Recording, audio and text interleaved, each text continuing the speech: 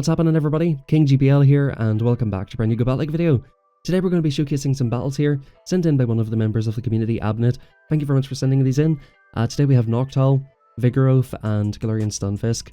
And this is a team that ABNIT used to hit Legend a couple of days ago, and it might be a team worth considering trying out if you're trying to make a climb in the Sunshine Cup, and if you're not really interested in using Decidueye and Tropius. I used those two Pokemon today again, and I went 6 out of 7 games. That team is just ridiculous, but speaking of ridiculous here, we've got this Gourgeist coming through, and it's using Hex, not Razor Leaf, which is definitely quite an interesting one. Maybe this is like more favourable at a higher elo range because, of course, it'll allow you to get to the moves, and this is just basically here to wall Vigoroth. That's what this Pokemon is here for. ABNIT's just trying to put in as much damage as possible here.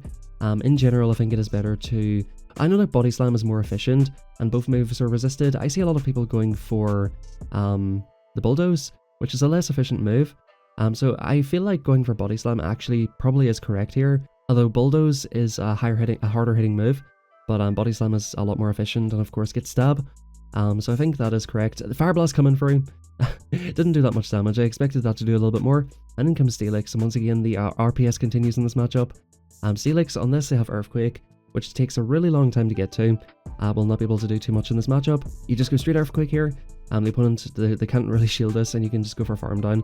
I think at this point the opponent realizes it's just basically over, and they stop attacking. And they stop attacking and don't top left, because this was Go Battle Day, and as a lot of you guys know, you could not top left to get your rewards, which is kind of stupid. This game we have a pretty bad lead though, Vigoroth into Noctowl. So the interesting thing about this matchup, if you're ever playing this, is that you can take 2 Body Slams, but they cannot take 2 Sky Attacks. So that's a thing, like, you will get a shield advantage out of this at least, and I think ABNIT's probably going to play it like this. Yeah, so there comes the Body Slam. Unfortunately, the opponent does get a CMP free on the second one, but you can easily live this, and I think you just fire off the Sky Attack. It's kind of nice that it's CMP, because it forces the opponent to stay in here and either shield or let their Pokemon go. And then coming in with a shield advantage, you can just let one go. You can just let one go, and you can look to counter down.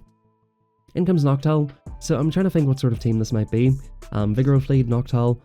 I mean, if I was thinking it's my team, I would think it's Diggersby in the back potentially.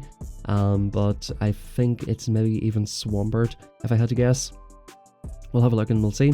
We're going to go for back-to-back Body Slams here, and I think we might be looking to CMP tie the opponent here as well. Yep, there's the CMP, and this is beautiful timing here just to kind of force the opponent to throw the energy or take them out. In comes Double. Okay, so it's basically that triple normal team that a lot of people used at the very start. It's still a very, very strong team, and I'm not surprised to see this up at the 3100s because, of course, in the lower elos and everything, you see all of the RPS teams.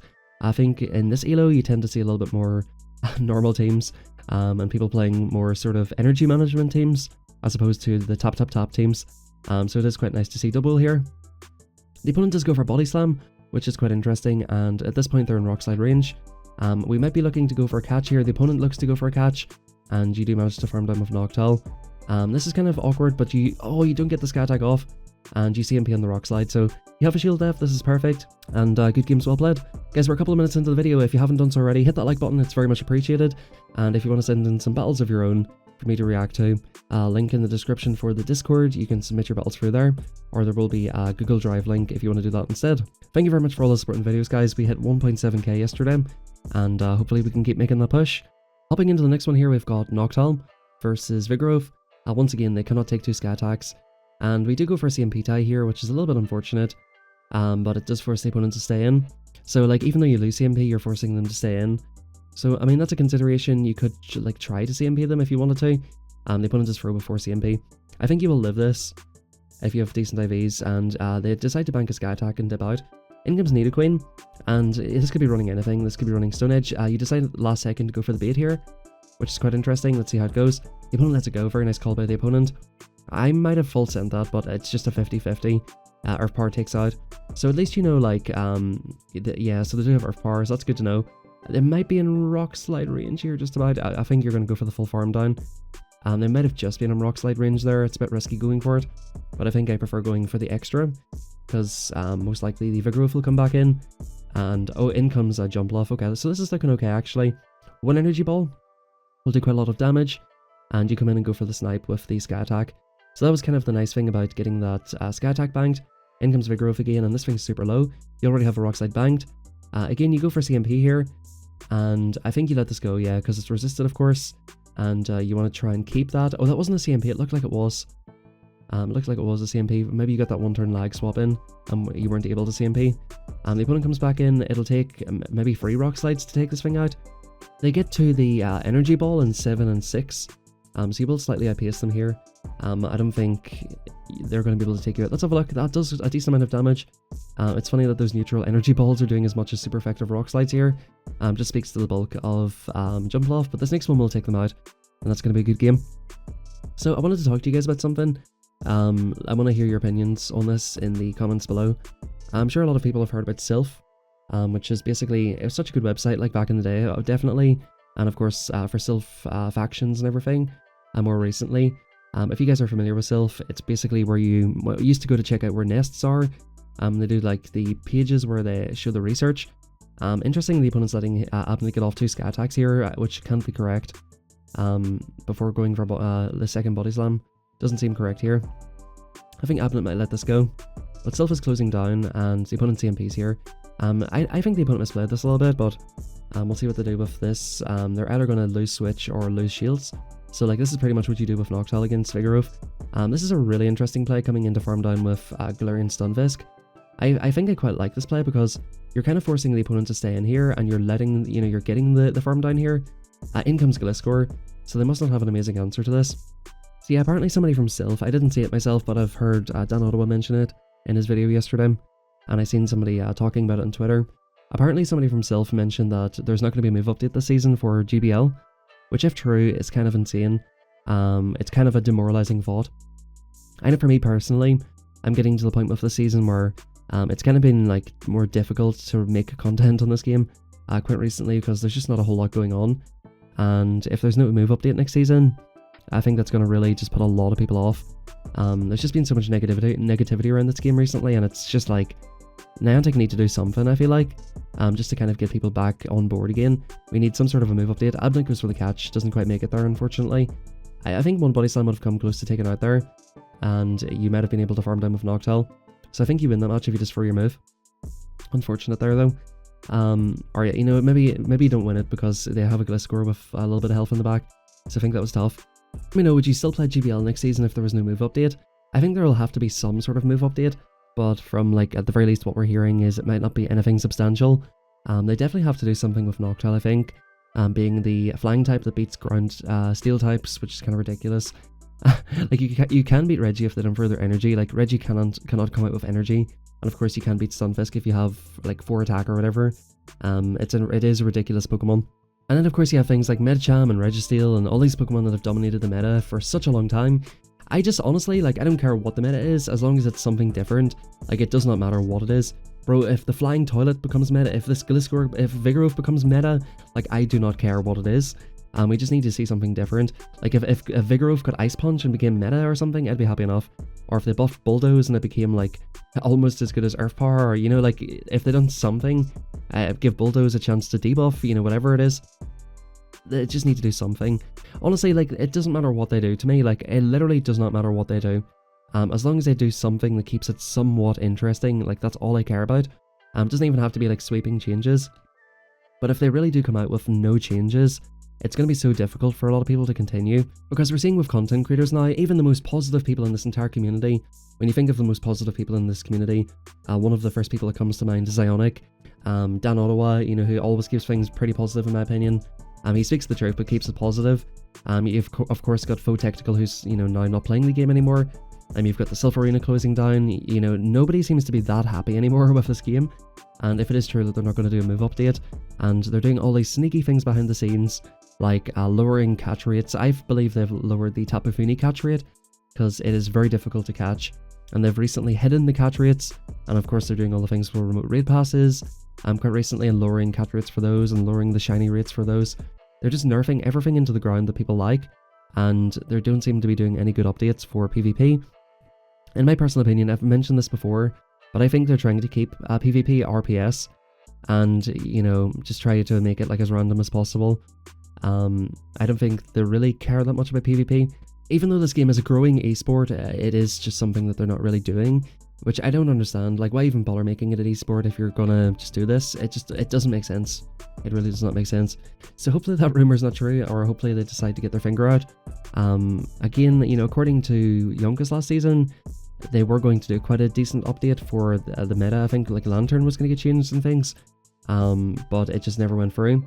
So like we can just cross our fingers at this point. But let me know what your thoughts would be about that. Anyway, hopping back into these battles here, Noctowl farms down the Blaziken, in comes Vigoroth, and this is looking really tough here. Can this Earthquake even take out? I think ABNIT was expecting the catch, so he goes for a bit of an overfarm here, and trying to take this out. It's not going to be enough. One Bulldoze will take out of this range. So just a little bit unfortunate, and yeah, good games there. Oh wait, they're not dead. Wait. Okay, now they're dead. Okay. Good games. Noctowl versus Noctowl.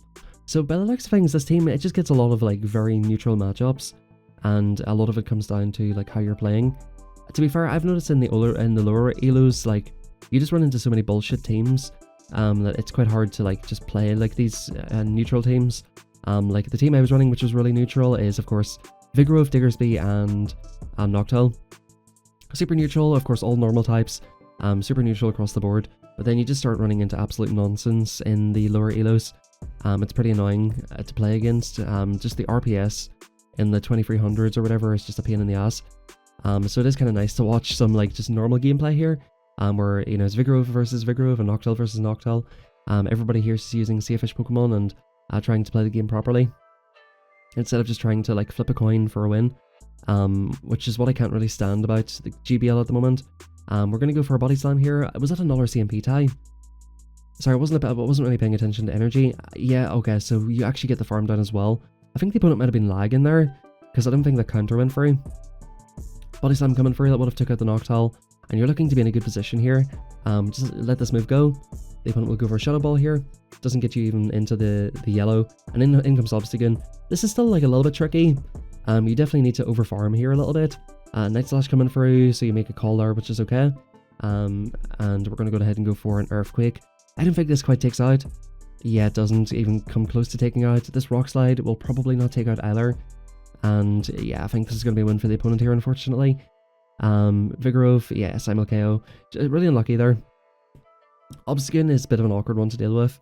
In the back, the opponent was running like double counter in the back. In comes Gliscor. I would think this is like a fairly positive matchup for Noctowl, because of course the opponent's hardest hitting move is Earthquake and Night Slashes. While they do add up, I think, yeah, so the opponent bangs the energy, which is probably the best thing they can do. We're going for a Sky Attack on this thing, and then most likely coming in with Vigoroth to go for the farm down. We're actually staying in here for a minute, and we go for the catch. So, is this going to be a payback? It is a payback, okay. I think you were trying to catch like a Body Slam bait there, but the opponent maybe was a little bit patient with their energy. The opponent is getting pretty close to Rock Slide range, or probably Rock Slide farm down range. Not anymore though, because of course another payback goes through. So a little bit unfortunate with the catch right there, and the opponent does shield it up, so like that's actually not bad at all. The fact the opponent shielded that up is quite good, and you can come back in with Noctowl and go for the Sky Attack straight away.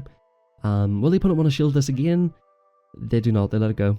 So that's quite good. You've got a shield advantage. In comes Vigoroth, and the opponent will come back in with Gliscor. Now they do have loaded energy, and we'll see if you decide to respect it. It will just be the Night Slash to start with, and you're basically hoping and praying that they don't get a boost. That's what this matchup is, just hope and pray that they don't get a boost. The opponent does not, and they've got 0 shields. You've got 2. You could even consider going for an overfarm, but I think you just get rid of this thing, because these wing attacks do more damage than the mud shots will. And yeah, look to get rid of this and go for a Bulldoze on the Galarian Stunfisk. The opponent probably will see the writing on the wall here in top left, but they can't top left because it's Go Battle Day and you have to play all 100 battles even though you paid $1, and if you top left once you don't get your rewards. So we're not going to see a top left here. This Rock Slide won't take out, and that's going to be a good game. Yep, you go for the... That was like so weird, bro. These battles are like so laggy, honestly. They're a little bit laggy. I think the opponent is finally top left, so rip the rewards for you, buddy. You're not getting your 4K Stardust at the end and your free rare candies. By the way, that research ticket was fucking terrible. The fact that you used to get an elite charge TM for free. Now you get you have to pay £1 or $1 or whatever, or 79p. I think somebody said it was in the UK. You have to pay £1 and you get fucking free rare candies. Like, they're taking the piss, dude. They're actually taking the piss with this game now. And you have to complete all 100 battles. Like, what a joke. Do you know why they've done that? Do you want to know? Like, right. So here, I know these things. Listen to King here on this one, right? I've played Call of Duty games for a long time, and I know like how scumbaggy these companies are. So like whenever I see people do these things, these companies do these things, like I instantly understand why, and it's so simple if you think about it. So let's look at the rationale behind this, right? Why would they possibly want you to sit there for 6 hours grinding out all these fucking battles? Why would they possibly want you to do that? Can you think of any reason why? Just think about it for a second. Why would they want you to sit on your app for 6 hours playing these battles? But hey, didn't Pokemon Go say that they wanted you to walk around? That is true, they do want you to walk around. But the one thing that you have to take into consideration is that a ton of people have quit this game because of the remote raids, and the playtime on this game is going way down. So whenever the playtime goes down, whenever Niantic are reporting their stuff to the shareholders, and the shareholders look and say, why is the playtime so far down? What's going on here? That's exactly why they've done this research. To get people to sit there on their app with the app open for 6 hours, so that they have to do all 100 battles, and that they can like artificially inflate their average playtime out over the month, and make it look like, oh yeah, you know, over the last month, even though we had these remote raid nerfs and there was all this stuff that happened, you know, we were still getting the same amount of playtime. That's what that was about. They're a fucking joke, bro. I honestly can't stand Niantic. Like, I actually can't stand them. I hate Activision for what they've done to Call of Duty, but at least they do updates to the game. Niantic is just a joke. Sorry, I'm not really meaning to get on this rant, but it just pisses me off, man. With how shitty GBL is at the moment, and how shitty Niantic are, that they can't even fucking acknowledge anything, it does my head in. They're actually so stupid. I'm actually getting mad. I'm gonna stop. I'm getting mad. So now, Noctowl here, this is a good matchup. The opponent, was that a catch, or did they just swap out before? I think, do you not just go into Stunfisk here? Alright, you bank a Sky Attack. Okay, so you go into Stunfisk. Is this even in Rock Slide range? I feel like you try to get it into Rock Slide range first as well. So I'm not too sure about this one. It'll just depend on what's in the back. Yeah, because as you can see, like, the opponent can still get off 1 or 2 Shadow Balls here, which is going to get you low. And it's going to put the Donphan in a position to counter down. Like, throwing the second Rock Slide is so rough here. I think at this point, like, the best you can do is probably just try to let them get you low. And then, you know, at that point, you know, just let the Donphan counter you down or whatever. Or, like, swap out and bank the Rock Slide or whatever if you can. Yeah, you just go for the chip here. Even though this is resisted, Shadow Donphan cannot really take a lot of hits. They shield up a Rock Slide, and you don't get that. See, like, this game's a joke, bro. Like, you don't even get the Sky Attack off, bro. This game is a bit of a joke, honestly. Like, how are they making you pay for that research whenever this shit's happening? There was Invisible Pokemon earlier. I just cut the match out. Bro, this game gets me heated, honestly. I'm gonna stop. I really am. And I don't mean stop playing. I'm gonna stop talking about it because I'm just going to get annoyed. We're going to farm up a lot here. Are we just committing to the full farm down here? I'm not sure if you'll actually be able to get off both moves here. Okay, no, you will. You will for sure.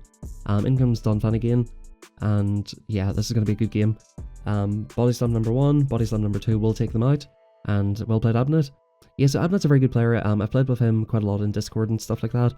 And he hit Legend for the first time this season, so, you know, first of all, big congrats to ABNIT. This match is starting a little bit late because he told me to edit out like a phone call, which he got. So if you're wondering why it's starting here, that's why.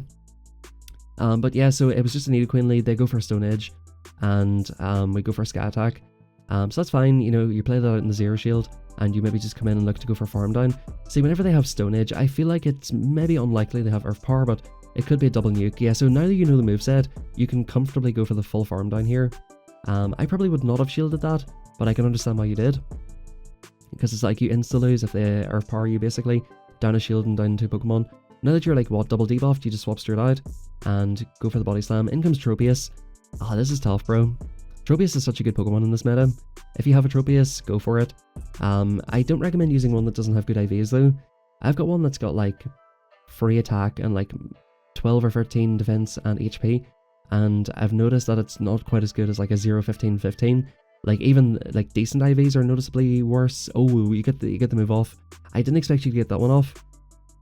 Keep getting weak connection here. I think because ABNIT's playing these battles early in the morning, and he's Legend, he doesn't have enough players to match up against, so he's probably playing somebody in Antarctica here. So yeah, Rock Slide number 1, and the opponent will just go for Bulldoze here. So like, even though this is, you know, of course, super effective counters, like G-Fisk can take a few counters and get off moves, which is good. And you're going to farm up to maybe the back-to-back here. Can the opponent get to a Bulldoze? I don't think they can get to it in time. I think the opponent's only going to get to a body slam here. They shield up the first one. Yeah, they can't get to it. So good games, well played there. I think this team, you know, like, the thing I like about this team so far, ABNIT's just playing this very straightforwardly, nothing too fancy, and, you know, we're just pulling out wins with this thing. That's the nice thing about this team, it's just very straightforward and nice, and it's not like super RPS, or it's not, you know, there seems to be a lot of play here. With this, yeah, so you do go for this. I think the opponent would have been at a blaze kick there, so that could have been a CMP. You do go straight rock slide on this thing, even though it's resisted, because, or it's neutral damage, because this thing cannot take any hits, neutral or otherwise. And you're committing to the EQ here, a little bit unnecessary in my opinion, but I think you're only going to get off one move, so you might as well go for the hardest hitting one. Absolutely fine there. I think the opponent would have been able to get off another blaze kick had they decided to do so, so I probably would have just went for the rock slides. Brave Bird coming through, that almost one-shots Noctowl, and in comes Stunfisk. You bank a Sky Attack, and in comes Trevenant, so GG to the opponent here. I just got that off because, you know, that was only going to end one way, unfortunately. So here again we have this very common lead that we always get, a negative lead, but again a lead that you can get something out of. And once again, ABNIT going for CMP. I know ABNIT's a lot better than this, because I, like I said, play against them a lot. And going for CMP in this is so bad. Like, stop CMPing the Vigorove. I think he knows that, so he doesn't need me to tell him, but like, are we going for another CMP? Okay, the opponent didn't go for it, thankfully. So, Sky Attack coming through, and then you swap into the Vigorove mirror match. So that's what you want to do here. Maybe land 2 Sky Attacks, get a shield advantage, and then come in. We're going for a Bulldoze on this thing, which will be super effective damage. Let's see if the opponent respects it or not. Bulldoze is like not an amazing move, and as you can see, like the opponent can tank like comfortably. It's not like an Earthquake. I'm saying like if Bulldoze got a move update, it would be strong, and you're actually going to get to another body slam, but the opponent realizes it and looks to take you out. This is perfect because the opponent's leaving here with low health and low energy, and at this point you can come in with your own Stunfisk and look to basically either commit to a farm down or maybe go for like a rock slide farm down, which is good. You might even be considering trying to catch a mud bomb, but you do end up seeing CMPing once again, and he's taking phone calls out here right now, so I'm gonna have to like blur that part, but we're going for like an undercharge on the rock slide, and the opponent does not want to get farmed down, so they come in with their, was that a Vigorove? Sorry, I didn't see what it was when it came in. It is a Vigorove. They actually shield that, which is crazy, and they're going to go ahead and go for a body slam. So at this point you've got a little bit of residual energy. Was that an undercharge as well? The simul KO, okay. So can you win this with G-Fisk and low energy? It is a Pidgeot. So two rock slides, unlike Noctowl, 2 rock slides actually do take this thing out. The opponent will most likely just go for, they should just probably go for Brave Bird here. It is a Feather Dance, interesting. I would have just went for the Brave Bird. The Brave Bird, believe it or not, would have took out from that range. So they're actually playing to ABNIT's win condition here.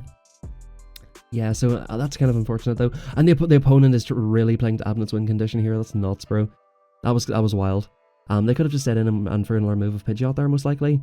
Or forced ABNIT to throw, and then at that point, you can just outpace with your own Stunfisk. You have very good games to ABNIT. I think we're hitting over 3100 elo. Like, first time ever hitting a legend, and you're up to 3123. Amazing games, really well played. And of course, like, the only thing I would say is just try not to CMP. Apart from that, I think you played everything really well. ABNIT did ask me just, you know, if you see anything, point it out, and that's the only thing I can really point out that was a little bit, you know, less optimal. But thank you very much for watching. Have a fantastic rest of your day, everybody. Let me know your thoughts on the stuff I was talking about, and I'll catch you guys tomorrow for a brand new video.